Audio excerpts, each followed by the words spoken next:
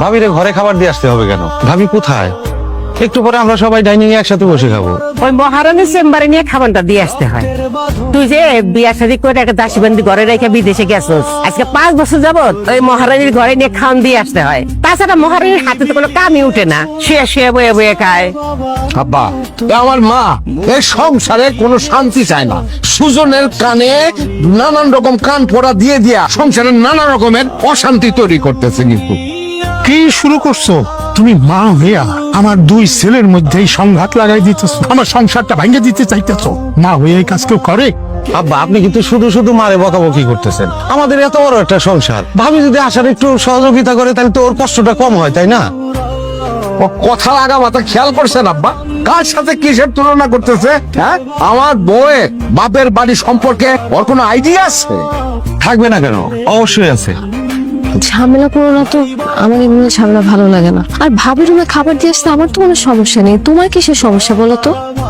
তুমি যেরকম বোঝো এরকম যদি মা আর সুজন বুঝতো, তাতে এই সংসারে কোনো ধরনের অশান্তি হয় না, কোনো ঝামেলা হয় না। ভাই যে ওর খাবারটা একটু ব্যবস্থা করো। আর ওর রাতের বেলা কি খাবে, রুটি খাবে না ভাত খাবে, এটা একটু জিজ্ঞেস করি। হ্যাঁ, বাহ মিয়া ভাই, বাহ, চমৎকার। দেখলেন আব্বা? ছোট ভাই যান। আরে সাথী, কেমন আছো বোন? বেলাল মিয়া কেমন আছো? ভালো আছে। আরে ননদিনী আসছে, খবর কি? ভালো আছো? কেমন আছেন আপনি? জি বরাবর। আমার ভাইজান আমার না জানা দেশে চলে আসছে, আমি কি ভালো থাকতে পারি?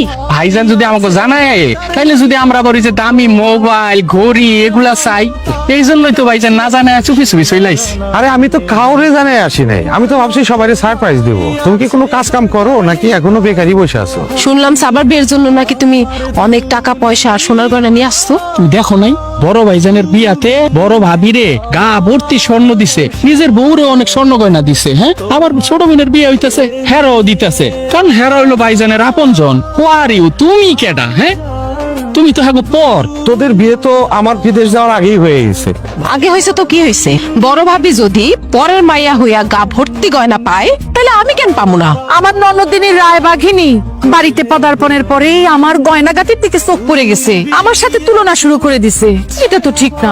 সুজন আমারে আমার বিবাহের সময় গয়নাগাটি দিছে, এটা জানার পরেই তো তুমি সুজনের বউ মানে আশার গায়ের সমস্ত গয়নাগাটি খুলে নিয়ে চলে গেছো। নাও নাই বলো?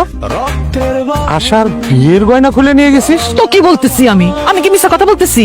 হ্যাঁ নিছি, 1000 বার তোমার কাছে গয়না চাইছি, তুমি কি গয়না পাঠাইছো? তুমি বিদেশ যাওয়ার আগে আমাকে বিয়ে হয়েছে, তাই বলে কি আমি গয়না পাই না? আব্বা টাকা পয়সা খরচ করে তোমার বিদেশ পাঠাইছে, সেই টাকায় কি আমার ভাগ নাই? সেই জন্য তুই আমার বউয়ের বিয়ের গয়না গায়ের থেকে খুলে নিবি? আমি কি করবো? আব্বার ভাইজানি তো আমি নিতে কইলো। আরে ননদি, তুমি দিনের পর দিন বাড়ির উপরে আইসা দপাদপি শুরু করছিলা, আ কথা কু কথা বলতেছিলা গয়নার জন্য। তখন আব্বা বাধ্য হইছে, তোমার ভাইজান বাধ্য হইছে তারে বলতে আশার গয়না নিয়ে যা।